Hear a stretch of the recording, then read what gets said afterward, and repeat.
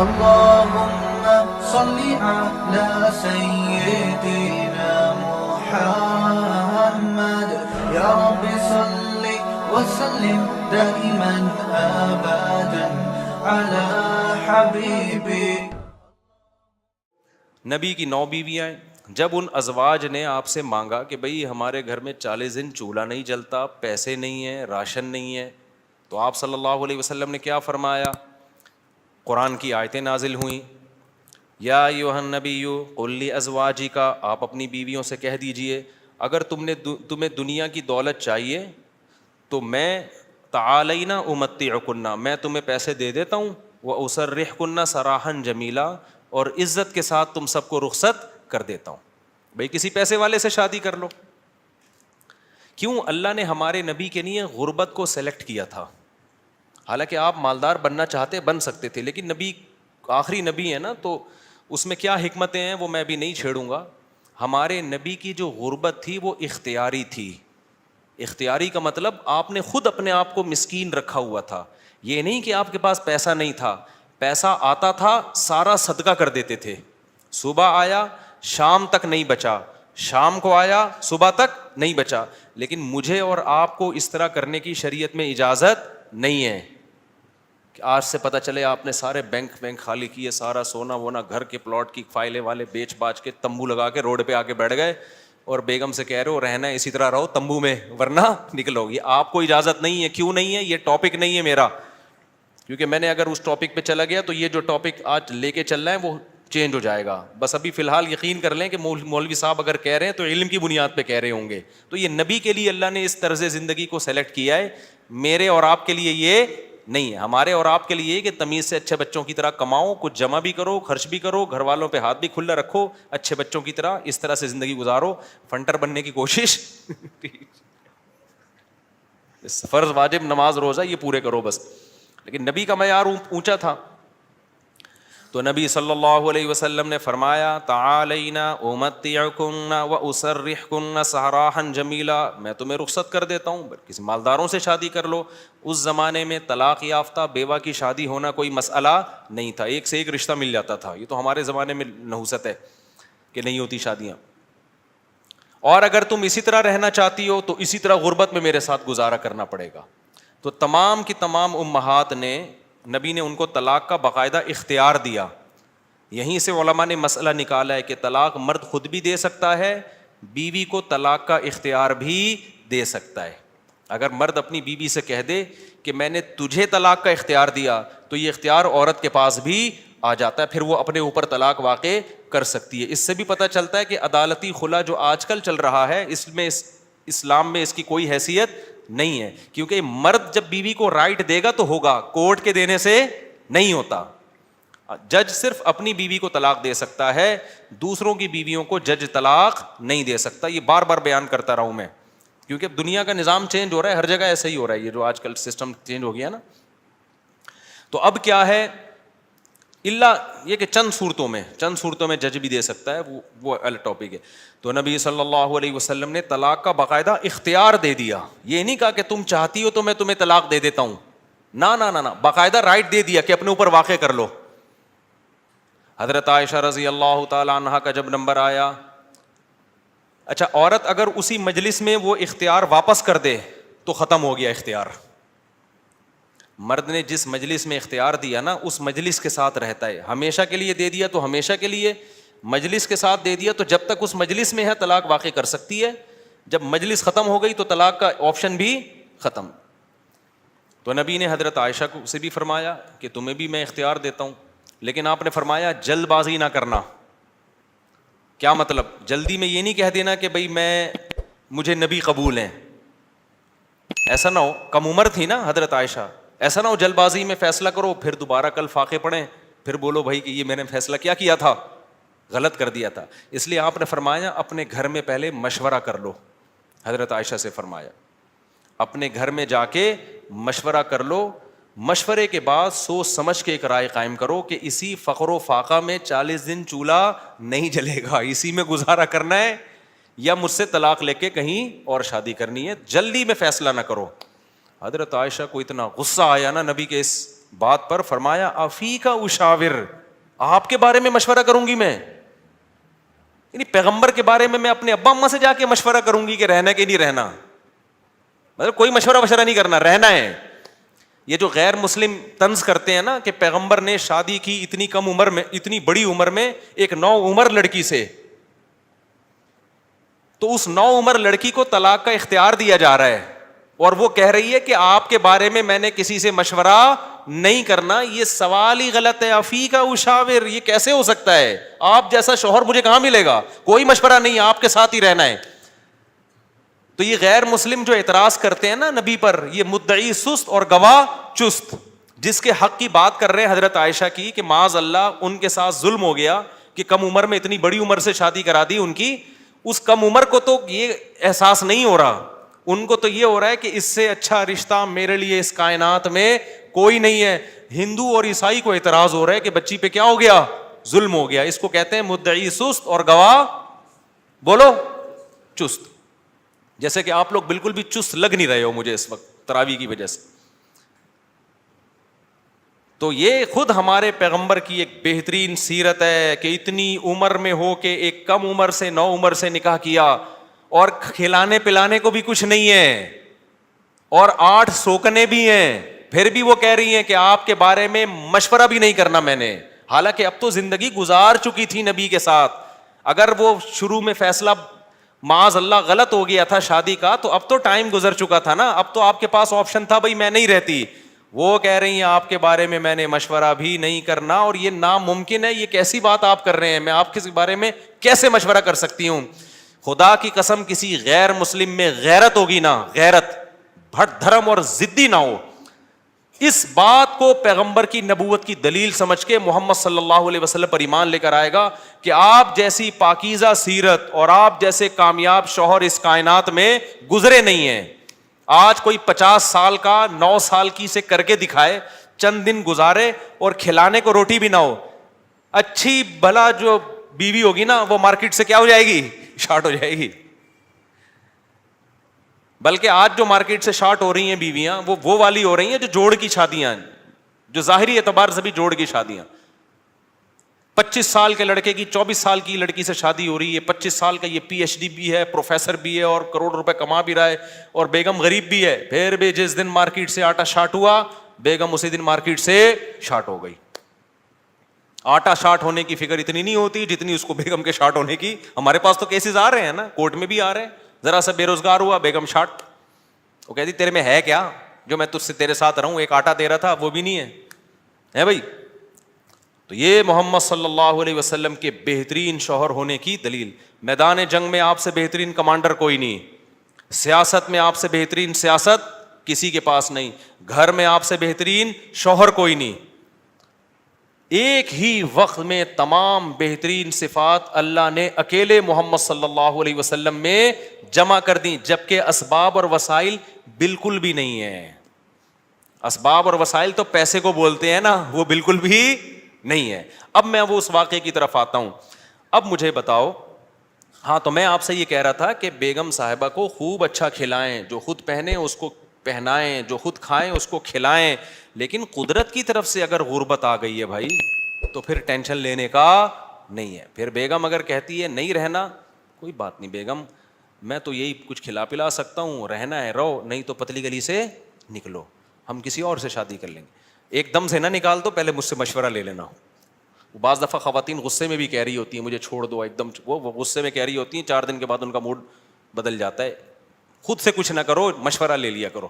میرا تو مقصد صرف یہ بتانے کا ہے کہ ٹینشن لینے کا نہیں ہے. ایک تو بے روزگاری کی ٹینشن, اوپر سے ایک اور ٹینشن اپنے اوپر مسلط کرو تو پاگل ہو جاؤ گے. ٹینشن وینشن نہیں, ٹینشن صرف ایک چیز کی لینی ہے بھائی, وہ جو حدیث میں آتا ہے من کانت الآخرۃ ہمہ, جس نے آخرت کو اپنی ٹینشن بنا لیا تو اللہ اس کی تمام ٹینشنوں کو ختم کر دیتے ہیں, اس کی فکریں سمیٹ دیتے ہیں. ہماری ٹینشن بس ایک ہے, آخرت میں بخشش ہو جائے. نہ بیگم ٹینشن ہے ہماری, نہ بچے ہماری ٹینشن ہے, نہ کوئی اور ہماری ٹینشن ہے, نہ گورنمنٹ ہماری ٹینشن. میری ٹینشن یہ ہے کہ مجھ سے قیامت کے دن سوال ہوگا, میں اس سوال میں پورا اترتا ہوں یا نہیں. اب آٹا مہنگا ہونے کی ٹینشن ہم کیوں نہیں لے رہے کہ ہماری وجہ سے نہیں ہوا, میری وجہ سے ہوا ہوتا نا تو میں ٹینشن لیتا کہ آخرت میں چترول کس کے لگیں گے, میری وجہ سے تھوڑی ہوا ہے. اب اگر ہمارے پاس مسائل ہیں تو مہنگا آٹا خریدیں گے, وسائل نہیں ہیں تو بیگم کو بولیں گے پاپے چائے میں ڈبو کے. پاپے بھی آٹے کے بنتے ہیں. آہستہ آہستہ, اللہ نہ کرے ہمیں وہ حالات نہ آئیں, ابھی تو اللہ کھلا پلا رہا ہے, لیکن اگر اللہ نہ کرے, خدا نہ خواستہ ایسے حالات آئیں تو بھائی وہی گزارا کرو, 2-3 کھجوریں کھا لیا کرو صبح شام. مرتا نہیں ہے بھوک سے اتنی جلدی انسان, اور جب آپ بھوکے رہو گے نا ایک دم کولیسٹرول کم ہوگا, جوان ہو جاؤ گے. میں آپ کو بتاؤں, ابھی تو ڈاکٹر کہہ رہے ہیں کہ بھوکا رہنے سے بہتر کوئی جوان ہونے کا نسخہ نہیں ہے, تو ڈاکٹر بھی اس طرف آ گئے ہیں, اگرچہ کھا دبا کے رہے ہیں, وہ بھی مشورے اس طرح کے دے رہے ہیں. تو خیر, اب دیکھو حضرت ابو سعید خدری رضی اللہ تعالی عنہ نبی کے پاس آئے, سارا گھر لٹا دیا. ایسے موقع پہ جب کوئی آئے گا تو اس کو کیا مشورہ دیا جائے گا؟ بھائی سب سے زیادہ ان کو راشن دیا جائے, تسلیاں دی جائے. لیکن نبی کے سامنے آئے, ہاتھ پھیلایا, یا رسول اللہ میری ماں نے بھیجا ہے, باپ بھی شہید اور بھائی بھی شہید, اور احد میں آپ کی خاطر شہید ہوئے ہیں, آپ نے کہا تھا لڑائی کے لیے جاؤ. نبی نے فرمایا من یستعفف یعفہ اللہ, یاد رکھو جب تک آخرت میں ایمان نہیں ہے نا, غیرت کے علاوہ سب کچھ آئے گا آپ کے اندر. میں نے بڑے بڑے لالچی لوگ دیکھے, داڑیاں ٹوپیوں والے, ایسے نور ان کے چہروں پہ برس رہے ہوتے ہیں نا, آدمی کہتا ہے پتہ نہیں کہاں سے نور کی کریمیں لگائی ہیں اس نے. ایسے مکار لچڑ ہوتے ہیں نا کہ آپ کی سوچ ہے, مذہب کا منجن بیچتے ہیں. میں نام لے کے بتا سکتا ہوں کون کون یہ کام کر رہا ہے, لیکن فتنہ کھڑا ہو جائے گا. نام لے کے بتا سکتا ہوں کون داڑھی ٹوپی کا منجن بیچ رہا ہے. ایسا نیک لگے گا جیسے اس سے وہ بات ایسی کرے گا, وہ اللہ رسول کے علاوہ کوئی بات ہی نہیں. مجھے ڈر لگتا ہے غصے میں کہیں میرے منہ سے نام نہ نکل جائے ان لوگوں کا, لیکن ایک بڑا فتنہ کھڑا ہو جائے گا, اس لیے نام نہیں لے رہا میں. اور یہ مذہبی لوگوں میں منجن بہت ہے, کیونکہ مذہب کے نام پہ نا منجن بکتا بڑی جلدی ہے. لوگ یقین کر لیتے ہیں حضرت جی اتنے نیک, ماشاء اللہ بغلیں بھی صاف حضرت کی, اور اتنے خوبصورت. تو یاد رکھو فراڈی آدمی کے لیے داڑھی رکھنا اور پگڑی پہننا کوئی مشکل کام نہیں ہے. فراڈی یہ کام کر بھائی داڑھی ٹوپی داڑھی رکھنا ضروری ہے, لیکن یہ بھی تو ہو سکتا ہے چور نے داڑھی رکھی ہو لوگوں کو الو بنانے کے لیے. مدرسے والے کبھی چور نہیں ہوتے, چور لوگ مدرسہ کھول لیتے ہیں کہ پیسہ آئے گا. بڑے بڑے ٹرسٹ چل رہے ہیں جو بڑے بڑے فراڈی ہیں, سارے ٹرسٹ فراڈی نہیں ہیں لیکن فراڈی ٹرسٹ بھی ہیں بہت سارے. مجھے خود ایک وکیل نے بتایا کہ جب کسی آدمی کو کروڑ پتی بننا ہوتا ہے نا, اور گاڑیاں منگوانی ہوتی ہیں کسٹم پے کیے بغیر, تو وہ ٹرسٹ کھول لیتا ہے. اس نے مجھے بتایا کتنے لوگوں نے ٹرسٹ کھولے ہوئے پاکستان میں, دبا کے نوٹ چھاپ رہے ہیں. تو یہ دھندے پاکستان میں سب سے زیادہ ہوتے ہیں, دنیا میں اتنے زیادہ بولو نہیں ہوتے. لیکن ہماری قوم اندھی ہے خدا کی قسم, غصہ آ رہا ہے مجھے. اور رمضان میں تو طبیعت سے چورن بکتا ہے, اٹھا اٹھا کے پھینک رہے ہیں پیسے, یہ لے یہ لے یہ لے. ابے دیکھ نہیں رہے یار یہ کیا کر رہا ہے, یہ اتنا اندھا اعتماد تمہیں اللہ نے ایک پیسے کی نعمت دی, اس کو برباد تو نہ کرو نا تم. ایک اور کام رمضان میں ذہن میں رکھو, موضوع سیٹ رہا ہوں فوراً آ رہا ہوں پھر اس طرف. ایک اور کام, کیونکہ رمضان میں منجن زیادہ بکتا ہے. دیکھو دینی مدرسوں کا جتنا میں قائل ہوں نا, آپ نہیں قائل. میں اگر یہاں بیٹھا ہوں تو مدرسوں کی وجہ سے بیٹھا ہوں, اللہ مجھ سے جو ٹوٹا پھوٹا دین کا کام لے رہا ہے. لیکن مدرسے میں چندہ دینے سے پہلے سوچو یہ قابل اعتماد مدرسہ ہے یا نہیں ہے. بہت دفعہ ایسا ہوتا ہے کہ آپ کو میں پیسہ کمانے کا طریقہ بتا رہا ہوں, غلط طریقہ. آپ اگر بے روزگار ہیں نا, پاکستان میں بے روزگاری ایک بہت بڑا مسئلہ ہے, لیکن یہ مسئلہ میں آپ کا 2 منٹ میں کیا کر رہا ہوں, ختم کر. جہنم میں تو جاؤ گے لیکن مسئلہ بے روزگاری کا ختم ہو جائے گا. آپ نے کیا کرنا ہے, آپ نے ایک زمین خریدیں, وہ بھی چندے کے پیسوں سے, ٹھیک ہے نا, کہ بتائیں میں ایک مدرسہ کھولنا چاہتا ہوں. اس سے پہلے آپ کو داڑھی رکھیں, آپ داڑھی, کیونکہ لوگ پھر اس پہ زیادہ اعتماد ہے, اور پگڑی باندھیں. مولانا طارق جمیل صاحب کے ساتھ 6 سیلفیاں, مفتی طارق مسعود صاحب کے ساتھ 7 سیلفیاں. مفتی صاحب کے پاؤں دبائیں, میرے پاؤں دبائیں, سر میں مالش کر کے چپکے سے ویڈیو بنائیں کہ دیکھو میں مفتی صاحب کی خدمت کر رہا ہوں, میں گلے مل رہا ہوں, ویڈیو بنائیں. مولانا طارق جمیل صاحب کو ہدیہ دیتے ہوئے ویڈیو بنائیں, ٹھیک ہے. ایک بیان ان سے اپنے حق میں کروا لیں گے, بہت اچھا ہے, آدمی بیان تو کر ہی دیتا ہے نا. میرے پاس بھی کوئی آئے گا, اچھا ہی لگ رہا ہے بھائی, اچھا ہے ماشاء اللہ. چند چیزیں اس طرح, ڈاکٹر ذاکر نائک سے ملاقات ہو جائے تو سبحان اللہ, ایک آدھ سیلفی وہاں سے لے لی آپ نے. اور پھر آپ نے کیا کیا ہے, ایک دو دفعہ غریب کو گلے ملتے ہوئے رو لیں, پیاز کاٹ کے جائیں, آنسو پہلے نکلیں گے, ایک دم رو کے ایک تصویر بنا لیں, غریب کو مل کے رو رہے ہیں. بہترین, خدا کی قسم ایسا طریقہ ہے نا, تم نوٹ تمہارے پاس نا رکھنے کی فرصت نہیں ہوگی یار, کدھر رکھوں, تھیلے بھر گئے سارے. اس کے بعد آپ نے کیا کرنا ہے, آپ نے اناؤنس کرنا ہے میں ایک مدرسہ بنا رہا ہوں, یتیم خانہ کھول رہا ہوں. آپ نے 4 دیواری کھڑی کی, اس میں 4-6 یتیم بچے, آپ جائیں وہاں سے کچھ بچے ادھار لیں. ادھار کا مطلب کوئی اپنے بچے دیتا تھوڑی ہے, ان کو بولیں کہ ہم کچھ دن ان کو کھلائیں گے پلائیں گے, تو مائیں دے دیتی ہیں, چلو یار کچھ دن کا, قرآن بھی پڑھائیں گے, تو قرآن پڑھ رہا ہے اس بہانے. یہ آپ کو پتہ ہے, اللہ کو پتہ ہے, وہ 4-6 یتیم بچے جو شکل سے بھی یتیم لگ رہے ہوں, اور اگر یتیم نہ بھی ہوں تو وہ بچے جو لگ رہے ہوں یتیم شکل سے, بعض یتیم ہوتے نہیں ہیں, لگتے ہیں یتیم, اللہ کی طرف سے ڈیزائننگ کچھ اس طرح کی ہوتی ہے, ٹھیک ہے, وہ لگ کیا رہے ہوتے ہیں, یتیم لگ رہے ہوتے ہیں. رمضان میں بہترین بزنس, تو آپ نے وہ 4 دیواری میں 8, 10, 15, 20 جتنے ہو سکے ایک بھی لے آؤ گے نا تو دھندا تو چلنا شروع ہو جائے گا. وہ یتیم بچے لا کے ڈال دیے. پھر اس کے بعد آپ اپنی 2-4 نمازوں کی تصویریں دعا مانگتے ہوئے, ٹھیک ہے نا, اور پھر آج کل خلافتیں بھی مل جاتی ہیں, ایک آدھ بزرگ کے تھوڑا سا کچھ, آپ جو 2 نمبر قسم کے بزرگ ہوتے ہیں, ہدیے ودیے دیے اور تھوڑا سا خلافت لے لی وہاں سے. اس کے بعد پھر میرے بھائی, اب جو آپ کے پاس پیسہ آئے گا نا, آپ آگے آگے اور پیسہ آپ کے پیچھے پیچھے. لوگ کہیں گے یار یہ میری طرف سے بکرا, 10-10, 20-20 لوگ بکرے لا رہے ہوں گے, 9 بکرے آپ کے گھر میں, 1 بکرا کاٹ کے بچوں کو کھلا دو. لوگ سمجھ رہے ہوں گے دیکھو بکرا کھلا رہا ہے نا, یہ لوگ یہ تھوڑی دے رہے ہوں گے کم بخت کھلا کتنا رہا ہے, اور 9 تو گھر میں پہنچائے ہیں اس نے, اور وہ قصائیوں سے ان کے رابطے ہیں, وہ بک رہے ہیں مارکیٹ میں. گاڑیاں بڑی بڑی لینڈ کروزر جیسی گاڑیاں, بھائی کس کی, مدرسے کی گاڑی ہے بھائی, تیرا ابا تو سائیکل بھی نہیں چلاتا تھا, تیرے پاس اتنی بڑی گاڑی کہاں سے آ گئی, تو کون ہوتا ہے مجھ سے پوچھنے والا, وہ یہ جواب دے گا آگے. ایسی لگژری لائف ہوگی نا. ان 6 یتیم بچوں کو ادھار لیا تھا واپس کر کے, اب سچی مچی کا یتیم آنا شروع ہو جائیں گے. جب پتا چلے گا نا یہ لوگ کھانے میں بکرے کھلاتے ہیں, تو پھر تو جو یتیم نہیں بھی ہیں, ابا کہے گا یار اس کو یتیم ہی فرض کر کے میرے بچے کو بھی یہاں داخل کر لے, بلکہ میرے ابا بھی مر گئے تھے, میں بھی یتیم ہی ہوں. ایسا نوٹ چھاپنے کی مشین بنو گے, بنے ہوئے ہیں لوگ, بنے ہوئے ہیں. بڑے بڑے مدرسوں کے نام پہ فراڈ ہو رہا ہے. میں نہیں کہہ رہا مدرسے فراڈی ہوتے ہیں, فراڈی لوگ بھی مدرسہ بناتے ہیں. اب آپ نے یہ نہیں کرنا کہ مدرسوں کو دینا بند کر دیں, اس سے تو اچھے مدرسے بھی بند ہو جائیں گے. آپ نے تحقیق کرنی ہے کون واقعی دیندار لوگ ہیں, امانت دار لوگ ہیں, کام کر رہے ہیں, اور کون ایسے ہیں جو داڑھی اور پگڑی کے نام پہ منجن بیچ رہے ہیں. یہ آپ نے کرنا ہے, نہیں تو قیامت کے دن الٹے لٹکے پہ ہوگے. بہترین بزنس ہے یہاں پہ یہ. اچھا خیر, ہم آگے چلتے ہیں میرے بھائی. تو اب کیا تھا کہ حضرت ابو سعید خدری رضی اللہ تعالیٰ عنہ کو نبی نے کیا فرمایا. میں یہ عرض کر رہا تھا کہ آخرت ہوگی نا تو غیرت ہوتی ہے. یہ بہت بڑی اللہ کی نعمت ہے کہ آپ کا ہاتھ اللہ کے سوا کسی کے سامنے نہ اٹھے. اللہ سے مانگا کرو, یہ اسباب بھی اختیار کرو پیسہ کمانے کے, کیونکہ جو اسباب اختیار نہیں کرتا اللہ اس کی مدد نہیں کرتا. اگر گھر میں پڑے ہوئے ہو, محنت نہیں کر رہے اور کہہ رہے ہو کہ بس اللہ ہی دے گا, تو پھر اللہ آپ کو بھکاری بنائے گا. یہ یاد رکھنا. آپ نے کیا کرنا ہے, اپنی پوری کوشش کرنی ہے پیسہ کمانے کی, دماغ لگانا ہے. کیوں؟ رزق حلال عین عبادت ہے. الکاسب حبیب اللہ, محنت کر کے کھانے والا وہ اللہ کا دوست ہے. تو اب کیا ہے, ہمارے نبی نے حضرت ابو سعید خدری سے فرمایا کہ من یستعفف یعفہ اللہ. کیا مطلب؟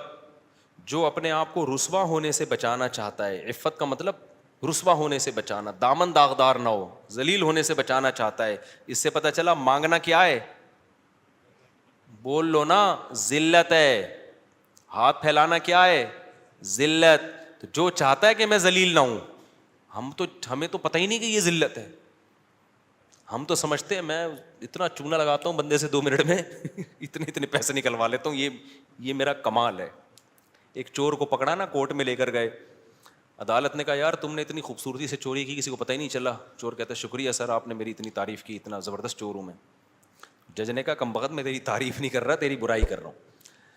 تو نبی نے فرمایا من یستعفف یعفہ اللہ, جو اپنے آپ کو رسوا ہونے سے بچانا چاہتا ہے اللہ اسے رسوائی سے بچاتا ہے.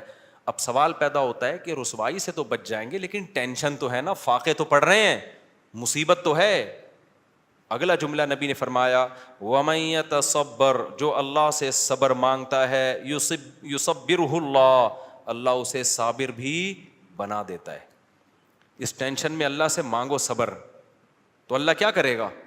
صبر دے دے گا. جیسے موسیٰ علیہ السلام کی ماں نے جب حضرت موسیٰ کو صندوق میں رکھا نا بچے کو, تو فرعون نے پکڑ لیا اس بچے کو. اب قرآن کہہ رہا ہے موسیٰ کی ماں دل برداشتہ ہو گئی, میرا بچہ کس کی گود میں چلا گیا ہے؟ فرعون کی. ماں تو ایک دم ہو جائے گی نا. اگر جا کے بتا دیتی کہ میرا بچہ ہے, فرعون نے فوراً قتل کر دینا تھا اس کو. لیکن عورت جذباتی ہوتی ہے, وہ انجام نہیں دیکھتی, وہ جذبات سے مغلوب ہوتی ہے. لیکن قرآن کہتا ہے وَرَبَطْنَا عَلَىٰ قَلْبِهَا, ہم نے موسیٰ کی ماں کے دل کو باندھ دیا. کیا بلاغت ہے قرآن کی. موسیٰ کی ماں کے دل کو کیا کر دیا؟ رسیوں سے باندھ دیا, جیسے ہلے نہیں اپنی جگہ سے, دل برداشتہ نہ ہو. یہ قرآن کی بلاغت ہے, یعنی صبر کی توفیق دی. اس صبر کی توفیق کو بیان کرنے کے لیے قرآن کیا کہتا ہے؟ موسیٰ کی ماں کو کے دل کو ہم نے رسی سے کیا کر دیا؟ ایسے کس کے باندھ دیا, ہلے نہیں بھائی. جیسے کسی بندہ ہل رہا ہو نا, آپ اسے رسی سے کس کے بالکل بند کر دو, اب وہ گیا, یعنی وہ ہلنا بھی چاہے تو نہیں ہلے. تو اس سے پتہ چلتا ہے کہ بعض دفعہ انسان بے صبرا ہو رہا ہوتا ہے, لیکن اللہ کی طرف سے اس کو ایسی توفیق ملتی ہے کہ اللہ اس کے دل کو رسیوں سے باندھ دیتے ہیں. ہلنا نہیں, چپ کر کے تمیز سے بیٹھا رہے, مجھ پر اعتماد اور توکل کر. اسی لیے قرآن میں نبی کو اللہ نے فرمایا وما صبرک الا باللہ, اے نبی آپ صبر کریں لیکن آپ کا صبر اللہ کی توفیق کے بغیر نہیں ہوگا. یہ صبر بھی آپ نے اللہ سے مانگنا ہے. تو نبی نے فرمایا جو صبر کرنا چاہتا ہے اللہ اس کو صبر کی توفیق دیتا ہے. آج ڈپریشن اس لیے بڑھ رہی ہے کہ صبر کرنا چاہتے ہی نہیں ہے.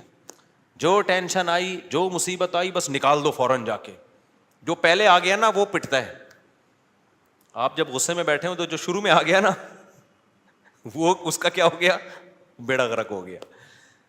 اس کے بعد حدیث دیکھو, حضرت ابو سعید خدری واپس چلے گئے.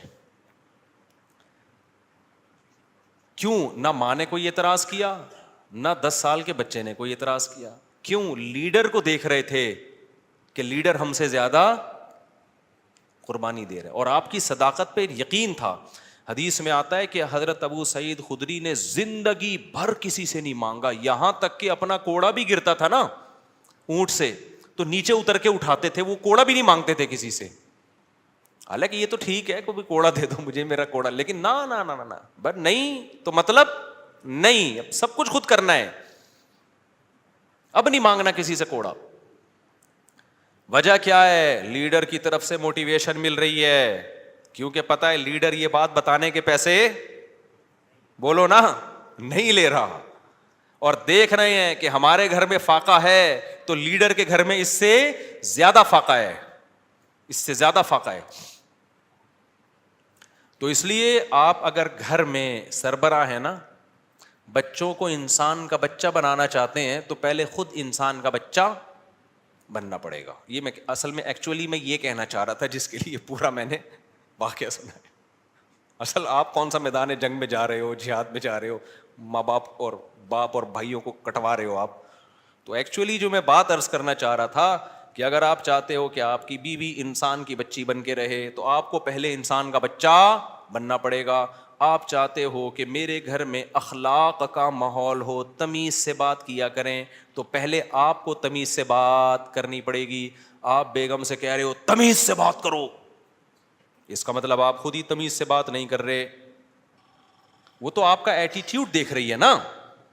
باپ گھر میں آ رہا ہے چنگیز خان بن کے چیخ رہا ہے, یہ کیا ہو رہا ہے, پھر وہ کہہ رہے سب آرام سے بات کریں, تو کہیں گے نا ابا آپ تو آرام سے کر نہیں رہے.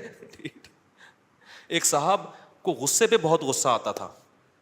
ایک صاحب ہمارے جاننے والے تھے, جب کوئی غصہ کرتا ان کو بہت غصہ آتا, غصہ کیوں کر رہا ہے, اسی بات پہ ان کو غصہ آتا تھا. ہم کہتے تھے اس کو جتنا غصہ آ رہا ہے نا کسی بات پہ, اور آپ کو اس غصے پہ اس سے زیادہ غصہ آ رہا ہے, تو اس کو غصہ کیسے ٹھیک ہوگا. اب آپ کسی کو یہ سمجھا رہے ہو کہ غصہ مت کرو, تو یہ بات آپ کو آرام سے کہنے پڑے گی, غصے سے نہیں. کیونکہ اگر آپ نے غصے سے کہہ دی, اس کا مطلب وہ جو کام وہ کر رہے ہیں آپ بھی وہی کر رہے ہو. تو مارکیٹ میں جو چل رہا ہے نا وہ بتا رہا ہوں میں آپ کو. تو اس لیے میرے بھائی جب بھی کوئی بات ہم نے اپنے بڑوں کو دیکھا ہے کہ ہمیں اگر سخاوت کی ترغیب دی نا انہوں نے کہ خرچ کیا کرو، تو میں نے اپنے بڑوں کو دیکھا انہوں نے ہم سے 20 گنا زیادہ خرچ کیا. 20 گنا تو وہ ہے جو ہمیں نظر آ رہا ہے، جو نظر نہیں آ رہا وہ پتہ نہیں کتنا ہوگا. ہم نے دیکھا کہ انہوں نے ہمیں کہا کہ عبادت کیا کرو، تو ہم نے دیکھا کہ وہ ہم سے کئی گنا زیادہ عبادت کر رہے ہیں. انہوں نے دیکھا اللہ پہ اعتماد اور توکل کیا کرو، انہیں ہمیں کہا تو ہم نے دیکھا کہ وہ ہم سے زیادہ اللہ پہ اعتماد اور توکل کر رہے ہیں. انہوں نے بولا کہ ہم نے مدرسے میں کوئی انتظام کرنا ہے، چندہ جمع کرو، تو خود اپنی جیب سے سب سے زیادہ چندہ دیا. نہیں آ رہی بات، چھوڑو رہنے دو، ایسے ہی ٹھیک ہے. تو گھر میں بچوں کو عمل دکھایا کرو. آپ اگر اپنے بیٹوں کو سمجھاتے ہو کہ بہنوں کے ساتھ اچھا سلوک کرو، یہ اس زمانے کی بات ہے جب گھر میں بچے بچیاں ہوا کرتے تھے. اب تو ایک آدھ ہوتا ہے تو وہ سارا سیٹ اپ ہی برباد ہو. پہلے یہ ہوتا تھا 7-8 بہن بھائی ہیں تو ماں باپ بھائیوں کو حکم دیتے تھے بھائی بیٹوں کو بھی بیٹیوں کا بھی خیال کرنا. اب تو ٹیاں ہے ہی نہیں، ٹی رہ گئی ہے، بیٹیاں نہیں ہوتی. ایک آدھ بیٹی ہوتی وہ خود ہی اپنا خیال رکھ لے گی، اس کے لیے آپ کو نہ وصیتیں کرنے کی ضرورت نہ تکلف کی. یہ ان لوگوں کی بات کر رہا ہوں جن کے ہاں بچے ہوتے ہیں، خاندان ہوتے ہیں، چاچے مامے خاندان گھر آباد ہوتے ہیں. تو ان کے لیے خصوصی پیکیج ابھی میں پیش کر رہا ہوں کہ جب وہ اپنے بیٹوں کو سمجھائیں کہ اپنی بیٹیوں کا خیال کرنا، تو کیا مطلب بھائیوں کو سمجھا رہے ہیں بہنوں کا، تو پھر آپ نے ان کے سامنے اپنی بہنوں کا خیال کر کے دکھانا ہے. اپنی بہنوں کو دعوت دو، ان کو ہدیے دو، ان کو پیسے دو. بچوں کو پتا چلے ہمارا ابا اپنی بہنوں کا اتنا خیال کرتا تھا تو ہمیں بھی ابا کے جانے کے بعد اپنی بہنوں کا خیال کرنا ہے. ان کو پتا ہے ابا کے پاس نصیحتوں کے علاوہ کچھ بھی نہیں ہے، ٹھیک ہے. پوری تقریر ابا کی 1 گھنٹے کی ہوتی ہے، لیکن ابا کی جب بہنیں آتی ہیں تو ابا 5 روپے بھی خرچ کرنے کے لیے تیار نہیں ہے. بچوں کو آپ نے کہا کہ دیکھو بیٹا، تمہارے بھائیوں میں کوئی غریب ہو جائے، بھائیوں میں پہلے ہوتے تھے، اب بھائی نہیں، ایک آدھ بچہ ہی بس، کیا سارا برباد ہوگا. مجھے تو اتنا غصہ آتا ہے نا، پکڑ کے چترول لگانا شروع کر دوں کہ تم لوگوں نے فیملی پلاننگ والوں کی باتوں میں آ کے کیسا بیڑا غرق کباڑا کر دیا اپنے گھروں کا یار. سارا فیملی سسٹم تباہ کر دیا. اس کے لیے شادی کرنے کی ضرورت ہی نہیں تھی تم لوگوں کا یار. شادی تو ہوتی بچے پیدا کرنے کے لیے، ایسے ہی تھوڑے دن رہ گئے تھے زندگی گزار لیتے. ٹینشن، بیگم کی ٹینشن کی بھی کیا ضرورت ہے، اور اگر ٹینشن لے لیے تو ایک آدھ بچے ایک سے زیادہ تو پھر اس کی ٹینشن ہوتی ہے. بچوں کی وجہ سے تو بیوی کو پال رہا ہوتا ہے آدمی. خیر اب یہ باتیں پھر خواتین ناراض ہوتی ہیں، ویسے بھی پالتا ہے، ایسا نہیں ہے صرف بچوں کی وجہ سے، تو بلکہ پالتا کہاں ہے، خود پلتی ہیں. تو میرے بھائی میں یہ عرض کر رہا تھا کہ آپ نے بیٹوں کو سمجھانا ہے کہ اگر تمہارے بھائیوں میں سے کوئی غریب ہو جائے تو جس بھائی کو اللہ پیسہ دے گا اس نے اپنے غریب بھائیوں کا خیال کرنا ہے.